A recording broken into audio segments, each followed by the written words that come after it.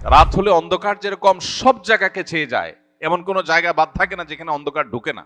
ঠিক কিয়ামতের আগে ফিতনা সব জায়গাকে ছেয়ে যাবে। পৃথিবীর যে প্রান্তে মানুষ থাকুক, যেই মানুষই থাকুক, আলেম গায়রে আলেম, কেউ রক্ষা পাবে না, সবাইকে ফিতনা ছেয়ে যাবে।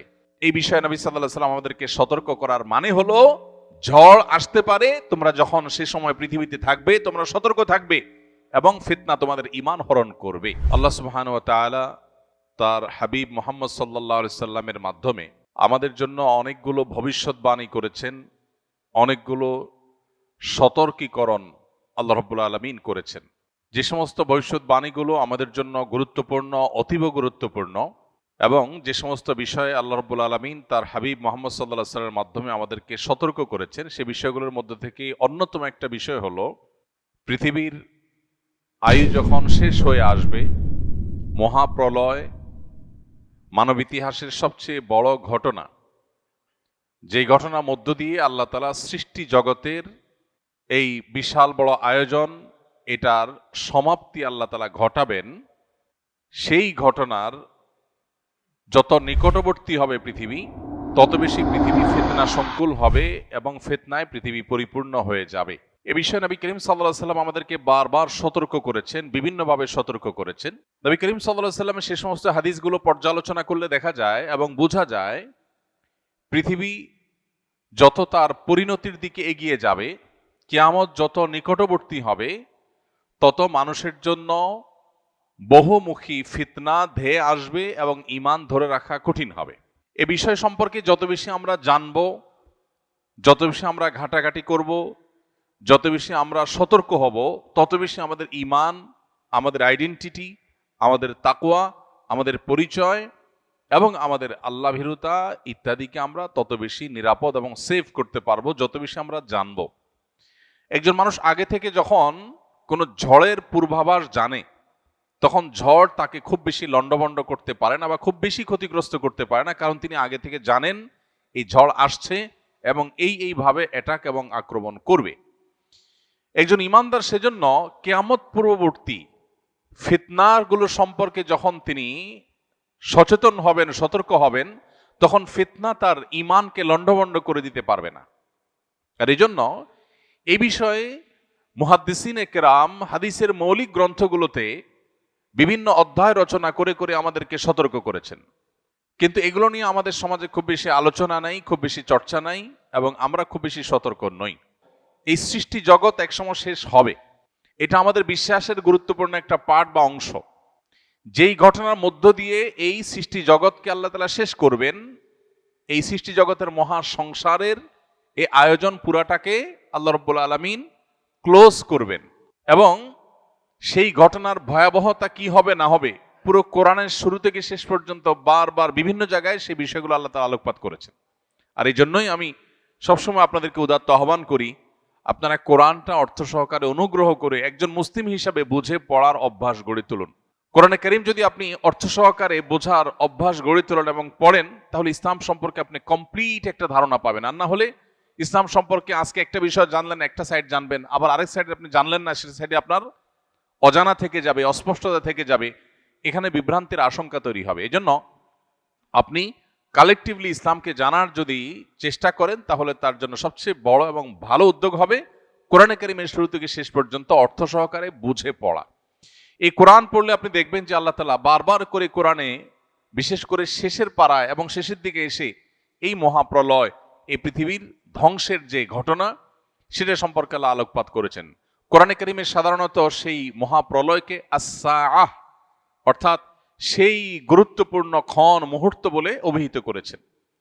এবং এই মহাপ্রলয় যখন হবে তখন কি হবে তার বর্ণনা কোরআনে কারীমের বিশেষ করে শেষের সূরাগুলোতে আমরা প্রায় সময় নামাজের মধ্যে পড়ি। সূরা আল কারিআ, সূরা আল আদিয়াত, সূরা ইযা যুলজিলাতিল আরদু জিলজালাহা, এসব সূরাগুলোতে আল্লাহ তাআলা এই কিয়ামতের ভয়াবহতা সম্পর্কে আলোকপাত করেছে, এবং শেষের দিকে প্রায় বেশিরভাগ সূরাতে এই বিষয়ে আলোচনা রয়েছে।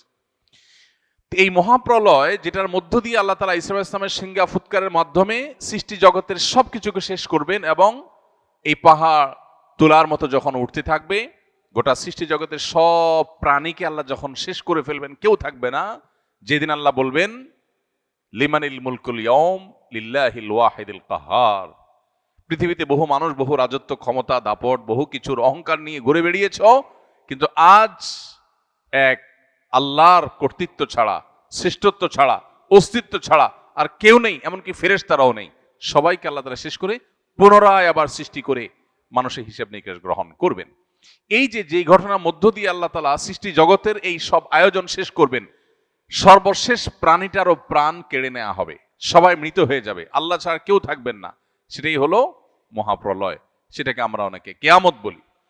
তো এই যে মহাপ্রলয় বা কিয়ামত, এটার সময় যত ঘনিয়ে আসবে, পৃথিবীর আয়ু যত শেষের দিকে যাবে, ইমানদারদের ইমানের উপরে টিকে থাকাটা তত চ্যালেঞ্জিং হবে।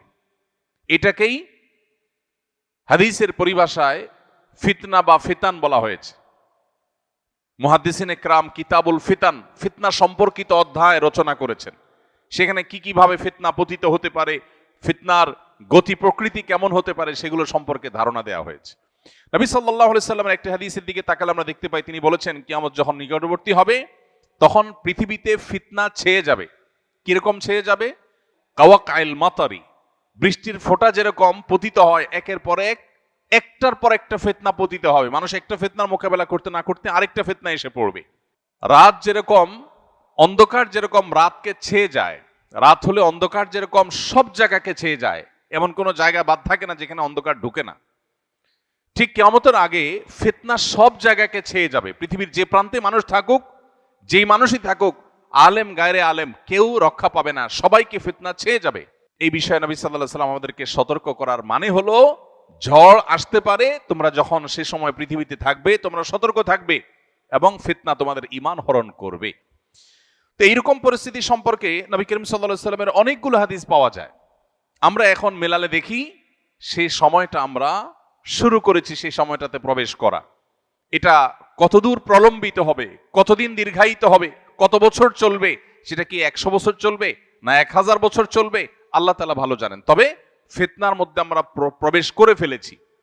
খোদ নবী করিম সাল্লাল্লাহু আলাইহি ওয়াসাল্লামের সময় থেকে সাহাবায়ে কেরাম ফিতনার আশঙ্কায় শঙ্কিত থাকতেন, সব সময় ভয়ভীত থাকতেন এবং এই ফিতনার আক্রমণে সতর্ক থাকতেন। তাহলে আজ প্রায় 1450 বছর পর নবী সাল্লাল্লাহু আলাইহি ওয়াসাল্লাম যে ফিতনার কথা বলেছেন, আমরা তাকালে দেখি অফিসে যাই সেখানে ফিতনা, শিক্ষা প্রতিষ্ঠানে যাই সেখানে ফিতনা, ফ্যামিলিগত জীবনে প্রবেশ করলে সেখানে ফিতনা।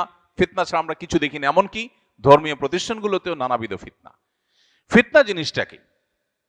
আমরা অনেকেই ফিতনা বিষয়ে পরিপূর্ণ ক্লিয়ার না বা পরিষ্কার না হয়তোবা।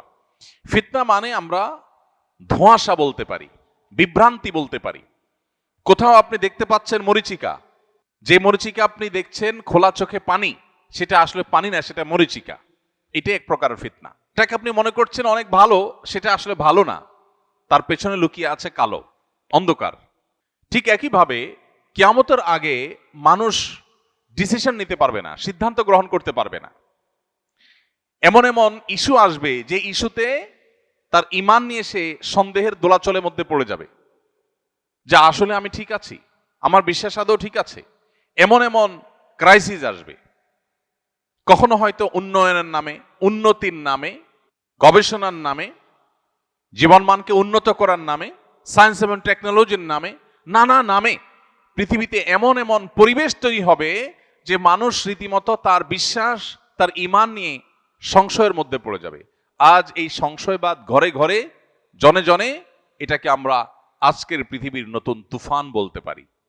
এই নতুন তুফান সম্পর্কে নবী সাল্লাল্লাহু আলাইহি ওয়াসাল্লাম সতর্ক করেছেন। একটা সময় আসবে, নবীজি সাল্লাল্লাহু আলাইহি সাল্লাম বলেছেন, ইউসবিহুর রাজুলু মুমিনা ওয়া ইউমসি কাফিরা। মানুষ সকালবেলা ঈমানদার হয়ে সকাল করবে, দিন শুরু করবে, সন্ধ্যায় সে বেঈমান হয়ে যাবে। কারণ হয়তো সন্ধ্যায় ঈমান থাকবে কিন্তু সকালে ঘুম থেকে উঠে সে বেঈমান হয়ে যাবে।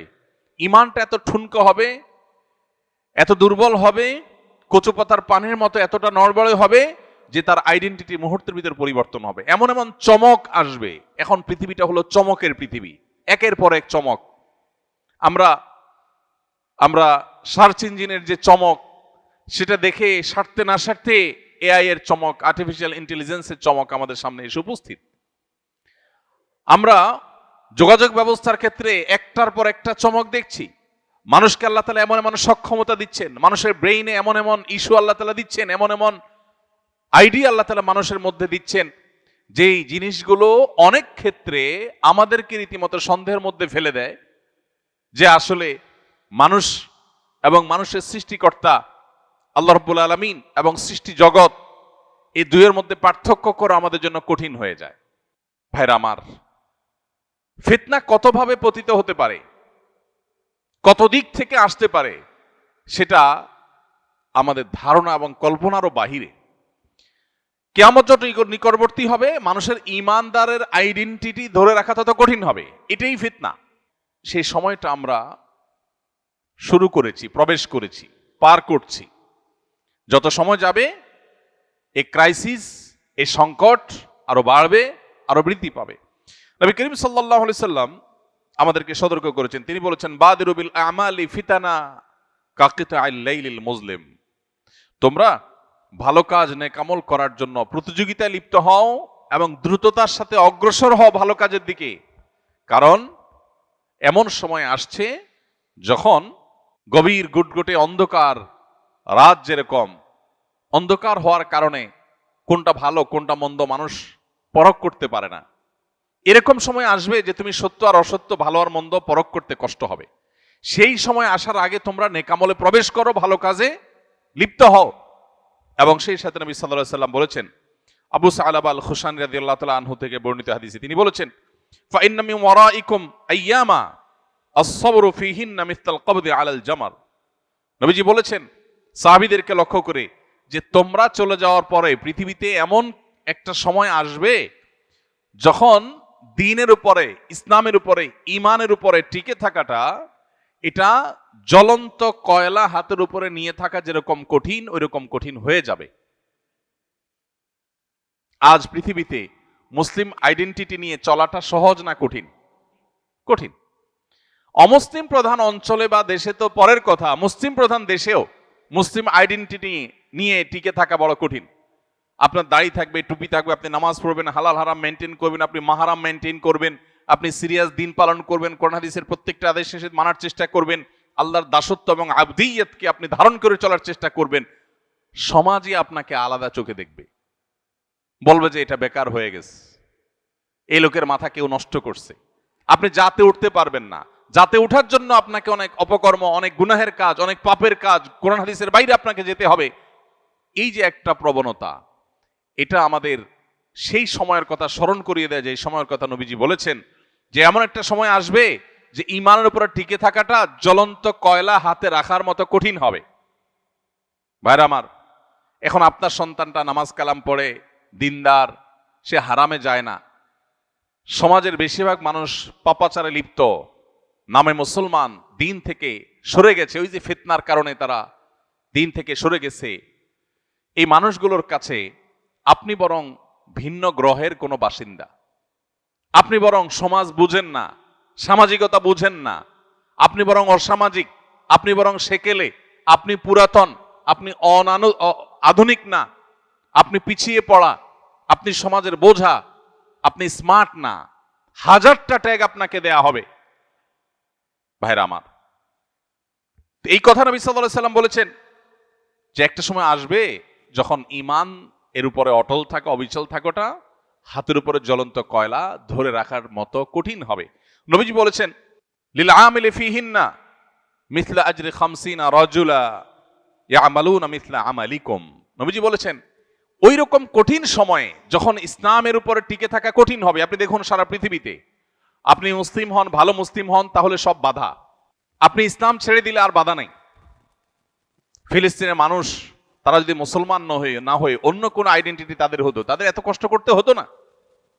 কাশ্মীরের মানুষগুলো যদি মুসলমান না হয়ে, ইসলাম না হয়ে অন্য কিছুকে ধারণ করতো, তাহলে জুলুম তাদেরকে সহ্য করতে হতো না।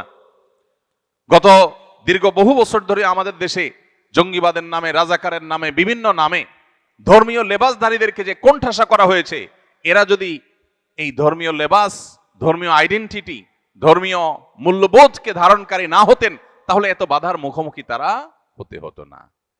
এই যে পরিস্থিতি, নবী সাল্লাল্লাহু আলাইহি সাল্লাম বলেছেন এরকম কঠিন পরিস্থিতিতে যারা সব যায় যাক, আমার জাতে ওঠা লাগবে না, আমার সামাজিকতা গোল্লায় যাক, আমার গোটা দুনিয়ার মানুষের যে স্রোত এবং ফ্লো তার বিপরীতে যে হলেও আমি আমার ঈমানকে, আমার তাকওয়াকে অটল করার চেষ্টা করব, ধরে রাখার চেষ্টা করব।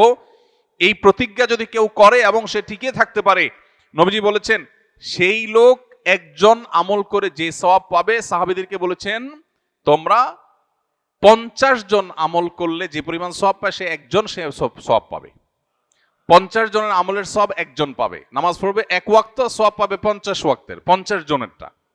সাহাবা একরাম অবাক হয়ে জিজ্ঞাসা করলেন, হে আল্লাহ রাসূল, আপনি যে 50 জনের কথা বলছেন, ইয়া রাসূলুল্লাহ মিথলু আজরিনা খামসিনা মিন্না আও মিনহুম, যে 50 জনের কথা বলছেন এটা কি আমাদের মতো সাহাবীদের মতো 50 জন নাকি তাদের 50 জন? কারণ সে আমলের 50 জনের কোয়ালিটি তো আর এই আমলের 50 জনের কোয়ালিটি এক না। তো সাহাবীরা জিজ্ঞাসা করছেন, ওই ফিতনার সময় যখন বাধার একের পর এক পাহাড় এবং প্রাচীর দেয়াল উঠবে, তখনও যদি কেউ ঈমানের উপরে টিকে থাকতে পারে, তাদের একজন আমল করলে 50 জনের যে সওয়াব দেওয়া হবে, সেই 50 জন কি সাহাবীদের 50 জন নাকি তাদের সময়ের 50 জন? নবীজি সাল্লাল্লাহু আলাইহি ওয়াসাল্লাম বলেছেন, ক্বালা বাল আজরু খামসিনা মিনকুম, তাদের সময় না, তোমরা যারা সাহাবী তোমাদের মধ্যে 50 জনের সওয়াব তাকে দেওয়া হবে। ভাইরা আমার, এইজন্য যেখানে ঈমান এবং আমলের উপর টিকে থাকা খুব বেশি চ্যালেঞ্জিং মনে হবে, বুঝতে হবে ফিতনা উপস্থিত হয়ে গেছে। এখন আমার তাকওয়া, আমার ফিতনার সময় যে রোল প্লে করার কথা হাদিস আমাকে উৎসাহিত করেছে, সেটি আমার করার কথা। এজন্যই স্যাক্রিফাইস, এজন্যই ত্যাগ করতে হয়। সমাজের সবাই বলবে না এত হিসাব নিকাশ করে চলা যায় নাকি? আমি বলবো হ্যাঁ, চলা যা না গেলে অচল হয়ে যাব, কিন্তু আমি ছাড়বো না, আমি ঈমানকে ধারণ করে রাখবো।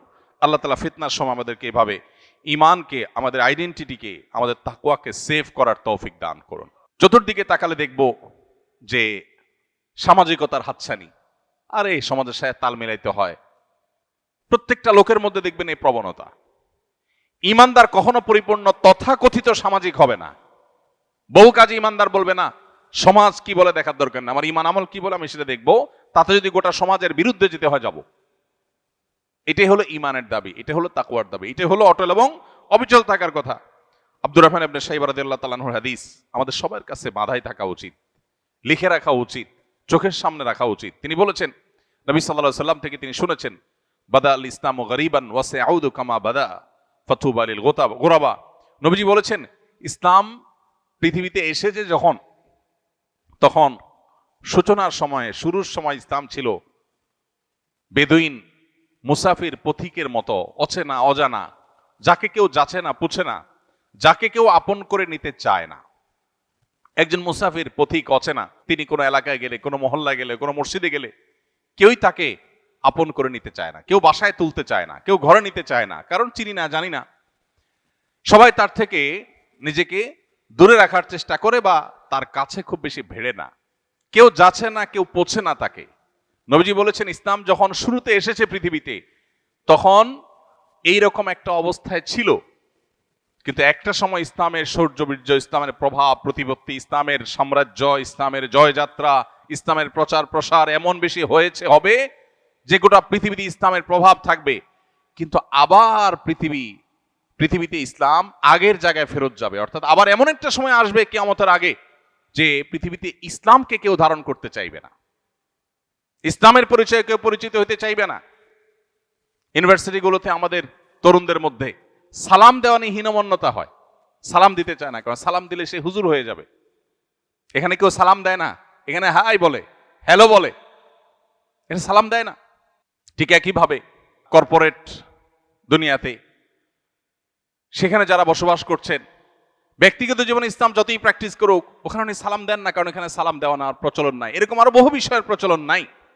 তো এইরকম সময়গুলোতে নবী সাল্লাল্লাহু আলাইহি সাল্লাম বলেছেন, যখন পৃথিবী তার শেষ পরিণতির দিকে আসবে, ইসলাম আবারও ওই প্রথম যুগে যেরকম ইসলাম কেউ ধারণ করতে চাইতো না, মক্কাতে যখন ইসলাম শুরু হয়েছে, ইসলামের পরিচয় পরিচিত হওয়াটা রিস্কি ছিল। এই পরিচয় পরিচিত হলে তারপরে জুলুম নেমে আসতো, কেউ ওয়েলকাম করতো না, গরিব ছিল, অসহায় ছিল ইসলাম। নবীজি বলেছেন, কিয়ামতের আগে আবার এরকম একটা সময় আসবে যখন ইসলাম এরকম অসহায় হবে, কেউ ইসলামকে ধারণ করতে চাইবে না, সবাই জাতে উঠতে চাইবে। নবীজি বলেছেন, ফাতুবা লিল গুরাবা। এই যে শুরু এবং শেষ ইসলামের, মাঝখানে জয়যাত্রা, শুরুতে কঠিন সময় ছিল মক্কাতে, আবার কঠিন সময় আসবে পৃথিবীতে, এই দুই সময়ে যারা ইসলামকে ধারণ করে থাকবে, ওই অসহায় ইসলামকেই ধারণ করবে, সে জাতি উঠতে চাইবে না, সে সামাজিক তথাকথিত সামাজিক হতে চাইবে না, সে সমাজের মানুষের দৌড়ে টিকে থাকতে চাইবে না, সে ইসলামের দৌড়টাকে টিকে রাখার চেষ্টা করবে। এই মানুষগুলোকে নবীজি বলেছেন এরা হলো ইসলামের সে অসহায় সময়ের সঙ্গী। এই মানুষগুলো সম্পর্কে নবীজি বলেছেন ফাতুবা, তারা যেন সুসংবাদ গ্রহণ করে, এদের জন্যই হলো আখিরাতের শেষ হাসি।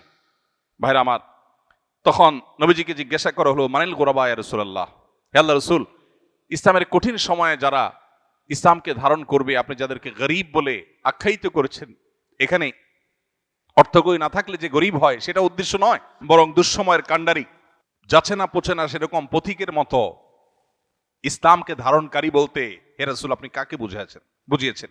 নবীজি তখন বলেছেন আল্লাযীনা ইউসলিহুনা ইযা আফসাদান নাস, মানুষ যখন ফিতনায় পতিত হয়ে যাবে, সমাজ যখন নষ্ট হয়ে যাবে, তখন যারা মানুষের সংশোধনে কাজ করবে, নিজেরা কোরআন হাদিসের পথে থাকবে আর সমাজকে সংশোধনের পথে আহ্বান করবে, এই মানুষগুলো হলো সেই মানুষ যাদের জন্য নবী সাল্লাল্লাহু আলাইহি ওয়াসাল্লাম সুসংবাদ দিয়েছেন। ভাইরা আমার, সেরকম কঠিন সময় আমরা পার করছি। আমাদের দরকার এখন ঈমানকে আঁকড়ে ধরা, আমাদের দরকার এখন মুসলিম আইডেন্টিটিকে আঁকড়ে ধরা। আমরা দেখব চতুর্দিকে আমাদের সন্তানদের, আমাদের পরিবারে, আমাদের আশেপাশে, আমাদের সমাজে, সোসাইটিতে, পরিবেশ সব দিকে আমরা দেখব যে সবাই জাতে ওঠার চেষ্টা করছে। কেউ তার অরিজিনকে ধরে রাখার, মৌলিকত্বকে ধরে রাখার, তার শেকড়কে সন্ধান করবার চেষ্টা করছে না। এটা নবী সাল্লাল্লাহু আলাইহি সাল্লাম বহু আগে ভবিষ্যদ্বাণী করেছেন যে এরকম সিচুয়েশন আসবে, সিচুয়েশন আরো জটিল হবে। তো সিচুয়েশন যখন জটিল হয় তখন মানুষের প্রচেষ্টা আরো শক্ত হয়। আপনি সাধারণ পুকুরে যখন সাঁতার কাটেন তখন আপনার যে অ্যাপ্রোচ থাকে, আপনি সমুদ্রের উত্তাল তরঙ্গের বিপরীতে যখন সাঁতার কাটেন তখন অ্যাপ্রোচ একরকম থাকে না। আপনি যখন রাস্তায় স্বাভাবিকভাবে চলাফেরা করেন তখন আপনার সেই সতর্কতা থাকে না। যখন আপনি প্রচন্ড ঝড়ের পরিবেশে আপনি চলাফেরা করেন তখন আপনার পোশাক আশাক উড়ে যায় কিনা সেগুলোর পরে যতটা আপনি সতর্ক হন। ঠিক একইভাবে ফিতনা সংকুল সময়ে ঈমান যেন টিকে থাকে, ঈমান যেন হারিয়ে না যায়, কুফরি এবং ফিতনার ঝড় যেন ঈমানকে লণ্ডভণ্ড করে দিতে না পারে, সেজন্য একজন ঈমানদার তিনি তার সব শক্তি দিয়ে তার ঈমানকে টিকিয়ে রাখার চেষ্টা করবেন। আল্লাহ রাব্বুল আলামিন আখিরি জামানার কিয়ামত পূর্ববর্তী ফিতনা সংকুল সময়ে আকাশ থেকে বৃষ্টির মতো অনবরত ফিতনা যখন পতিত হতে থাকে, যখন অন্ধকার ছেয়ে যায়, ভালো মন্দ নিরূপণ করতে পারি না, সংশয়বাদ যখন আমাদেরকে গ্রাস করে ঘিরে ধরে, এরকম সময় আল্লাহ তাআলা আমাদেরকে ঈমানের এই পরিচয়কে ধারণ করে থাকার তৌফিক দান করুন।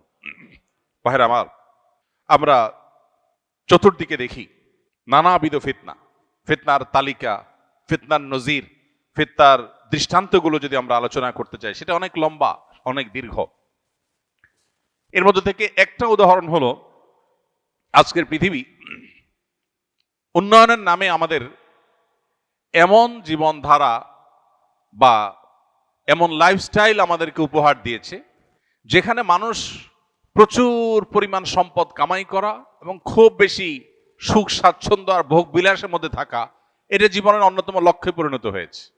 এখন এই পাইপলাইনে যখন মানুষ একবার প্রবেশ করে তখন এটার কোনো শেষ থাকে না। টাকা পয়সা কামাই করা, সমাজের স্রোতের তালে চলা, সামাজিকতা মেনটেন করে চলা এবং অন্য 10 জনের মতো হয়ে চলার চেষ্টা করা, এগুলো মানুষকে তার দ্বীন, তার ঈমান, তার আখিরাত এই চর্চা থেকে আস্তে আস্তে তার অজান্তে দূরে সরায় দেয়।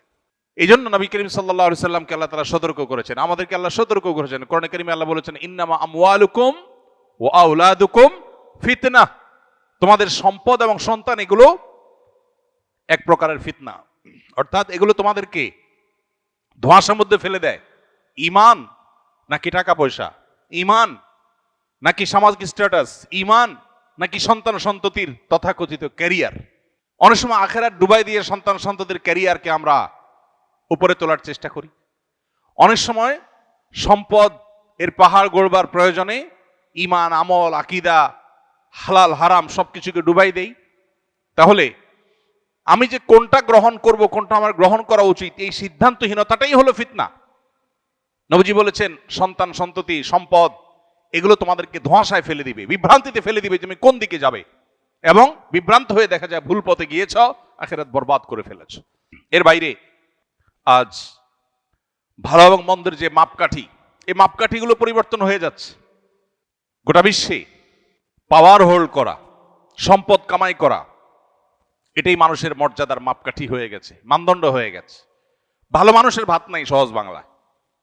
ভাত আছে কার? যার পাওয়ার আছে, যার টাকা পয়সা আছে। যত নিকটবর্তী হবে পৃথিবী, তত সেদিকে মানুষ চলে যাবে। সমাজে এইরকম পরিবেশে পরিস্থিতি মানুষ চিন্তা করবে, ভালো মানুষই পরে, আগে টাকা পয়সা কামাই করি, আগে পাওয়ার গেইন করি। কারণ পাওয়ার গেইন করলে, টাকা পয়সা কামাই করলে সমাজে সবাই বাহাবা দিবে।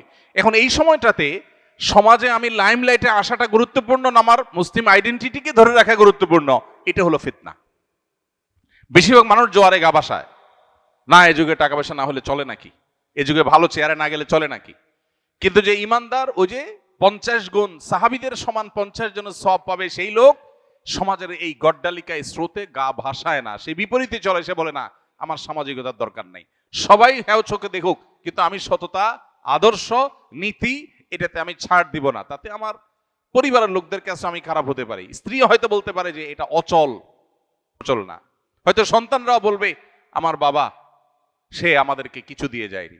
হয়তো মা বাপ ভাই বোনও বলবে যে এই ছেলে সমাজের সাথে তাল মেলাতে পারে নাই, সোজা সরল বেকুব, তারপরও সে তার ঈমানকে, তার তাকওয়াকে, আল্লাহর গোলাম এবং বন্দীকে সে আঁকড়ে ধরবে। ভাইরা আমার, এরকম হাজার লাখো অগণিত ফিতনা আছে এই চাকচিক্যময় পৃথিবীতে। ভোগবাদের ফিতনা আমাদের সবাইকে ভোগবাদী করে তুলছে। একজন ইমানদার যার আখিরাতের প্রতি বিশ্বাস আছে, তিনি জানেন দুনিয়াটা সামান্য সময়ের পারাপারের জায়গা। কিন্তু ভোগবাদ আমাদের সমাজে আমাদেরকে এমন ভাবে গ্রাস করে ফেলেছে যে আমাদের মনে হচ্ছে এটাই অনন্তকাল বেঁচে থাকার জায়গা। যিনি টাকার জন্য মরিয়া হালাল হারাম বাজ বিচার করছেন না, তিনি নিজেও জানেন এটা আগামী 1 মিনিট পরও তিনি ভোগ করতে পারবেন কিনা তার গ্যারান্টি নাই, পৃথিবীতে কেউ তাকে গ্যারান্টি দিতে পারবে না। কিন্তু এরপরও তিনি এর জন্য পাগল, এবং তিনি হাজার হাজার শত শত বছর বাঁচবেন না সেটা তিনি জানেন। তারপরেও এত টাকা কামাই করার পরেও তার চাহিদা শেষ হচ্ছে না, যত টাকা তার শত শত বছর কেউ শেষ করা যাবে না। তারপর তিনি পাগল পড়া ফিতনা, এই ফিতনার জালে তিনি পড়ে গেছেন, আর বের হতে পারছেন না। এই নেশায় তিনি ডুবে গেছেন, ব্যাক করতে পারছেন না, আখিরাতকে ডুবাই দিয়েছে। ভাইরা আমার, এরকম বহুবিধ ফিতনা আমাদেরকে গ্রাস করছে। রক্ষার উপায় কি? রক্ষার উপায় হলো কোরআন এবং হাদিসকে আঁকড়ে ধরা। কোরআন এবং হাদিসকে যারা আঁকড়ে ধরবে তারা ফিতনা থেকে রক্ষা পাবে। নবী সাল্লাল্লাহু আলাইহি ওয়াসাল্লাম বলেছেন, আদ্দু আলাইহা বিন নওয়াজিস। খুব কঠিন সময়ে মানুষ যখন হাত দিয়েও কিছু ধরে রাখতে পারে না, তখন মাড়ির দাঁত এটা দিয়ে কামড়ে ধরে রাখার চেষ্টা করে। ঠিক একই ভাবে তোমার ঈমানকে ধরে রাখার জন্য সর্বশেষ শক্তি মাড়ির দাঁত দিয়ে তুমি ঈমান, তোমার আত্মপরিচয়, কোরআন এবং হাদিসকে আঁকড়ে ধরবে যে আমি কোরআন হাদিসের বাইরে এক চুল যাব না, তাতে আমার সব যায় যাক। এটা হলো ফিতনার সময় নিজেকে আত্মরক্ষা করার সবচেয়ে বড় মূল মন্ত্র। আর এর পাশাপাশি নবী সাল্লাল্লাহু আলাইহি ওয়াসাল্লাম আমাদেরকে দোয়া শিক্ষা দিয়েছেন, আমরা আল্লাহর কাছে ফিতনার সময় পানাহ চাইবো। আল্লাহুম্মা ইন্না নাউযু বিকা মিনাল ফিতান বা আল্লাহুম্মা ইন্নী আউযু বিকা মিনাল ফিতান মা যাহারা মিনহা ওয়া মা বাতান। আল্লাহ, প্রকাশ্য যত ফিতনা পৃথিবীতে আছে এগুলো থেকে আমি পানাহ চাই, তোমার কাছে রক্ষা চাই। আল্লাহ রাব্বুল আলামিনের কাছে আমরা দোয়া করা, চোখের পানি ফেলা এবং ফিতনার পরিবেশ থেকে বেঁচে তাকওয়ার পরিবেশে নিজেকে নিয়োজিত করা, নিবদ্ধ রাখা, এর জন্য নিরন্তর চেষ্টা করে জীবনের শেষ মুহূর্তগুলো পার করার, শেষ নিঃশ্বাস ত্যাগ করার, ঈমান এবং আমল নিয়ে ফিতনা থেকে নিজেকে বাঁচিয়ে, নিজের ফ্যামিলিকে বাঁচিয়ে, জেনারেশনকে বাঁচিয়ে আল্লাহ তাআলা আমাদেরকে দুনিয়া থেকে যাওয়ার তৌফিক নসিব করুন। আমাদের পরিবারকে, আমাদের নিজেদেরকে, আমাদের সমাজকে ফিতনার এই ভয়াবহ করাল গ্রাস এবং থাবা থেকে বাঁচানোর জন্য নানাবিধ উদ্যোগ আমাদের নিতে হবে। সবকিছুর আগে সতর্ক হতে হবে যে ফিতনা আসছে, ধেয়ে আসছে এবং ছেয়ে যাচ্ছে, এবং এই ফিতনায় বহু মানুষ হারিয়ে যাচ্ছে। এটা হলো স্রোতের পানির মতো, বানের পানির মতো। সমুদ্রের বিশাল বড় স্রোত এসে সবকিছুকে টেনে সমুদ্রের মধ্যে গ্রাস করে নিয়ে যায়। এক এক ফিতনা এসে হাজার হাজার মানুষের ঈমান আমলকে নিয়ে যায়। তরুণদের জন্য হাজার রকমের ফিতনা পৃথিবীতে আছে। এই যে বিটিএস ফ্যান হচ্ছে আমাদের ছেলেমেয়েরা, আমাদের তরুণরা, তাদের যে আকর্ষণ করবার মতো ক্ষমতা, সম্মোহনী শক্তি, দুর্বল করে ফেলার যে শক্তি, এটার ফলে নিজের অজান্তে আমি তাদের ফ্যান হয়ে যাচ্ছি। কখনো খেলোয়াড়দের ফ্যান হয়ে যাচ্ছি, কখনো তথাকথিত বিভিন্ন তারকাদের ফ্যান হয়ে যাচ্ছি, যে আমি আমার ট্র্যাক থেকে সরে যাচ্ছি, আমি ইসলাম থেকে সরে যাচ্ছি। কখনো ক্রীড়ার নামে, কখনো কৌতুকের নামে, কখনো বিনোদনের নামে, কখনো অন্য কোনো নামে এমন এমন চমক আসছে যে চমকগুলো দেখে আমি হারিয়ে যাচ্ছি। ওই স্রোত খড়কুটোর মতো করে আমাকে ভাষায় নিয়ে যাচ্ছে এবং তার ভিতরে সে গ্রাস করে নিয়ে যাচ্ছে, আমি টেরও পাচ্ছি না। আল্লাহ রাব্বুল আলামিন আখিরি জামানার এই সমস্ত ফিতনা থেকে আমাদেরকে হেফাজতে রাখুন, আমাদের ঈমান আমলকে আল্লাহ তাআলা হেফাজতে রাখুন। ফিতনা সংকুল এই সময় ঈমানকে আল্লাহ তাআলা কঠিন এবং দৃঢ়ভাবে আঁকড়ে ধরে রাখার তৌফিক দান করুন। আসুন্নাহ ফাউন্ডেশন, উম্মার স্বার্থে সুন্নাহর সাথে।